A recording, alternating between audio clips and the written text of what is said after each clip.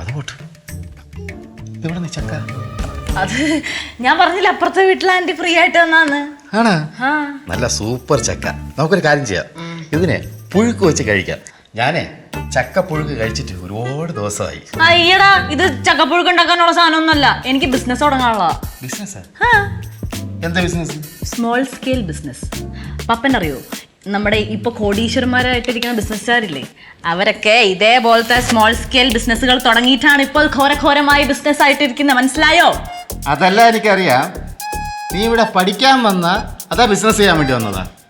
ഞാൻ പഠിക്കാൻ തന്നെ വന്നത്, പക്ഷേ കറക്റ്റായിട്ട് വാടകയൊക്കെ തരണമെങ്കിൽ ഇങ്ങനെ എന്തെങ്കിലുമൊക്കെ ചെയ്തേ പറ്റൂന്ന് മനസ്സിലായി. അതിരിക്കട്ടെ, ഈ ഒരു ചക്ക വെച്ചിട്ട് നീ എന്തോന്ന് ഉണ്ടാക്കാൻ പോണത്? ചക്ക ജാം. പരിശുദ്ധമായ ചക്കയിൽ നിന്നുണ്ടാക്കിയ ചക്ക ജാം എങ്ങനെ ഉണ്ടാവും? അടിപൊളി. ഈ ഒരു ചക്ക വെച്ചിട്ട് ചക്ക ജാം ബിസിനസ് ചെയ്യാൻ പോകും. അവിടെയാണ് നമ്മൾ ബുദ്ധി പ്രയോഗിക്കേണ്ടത്.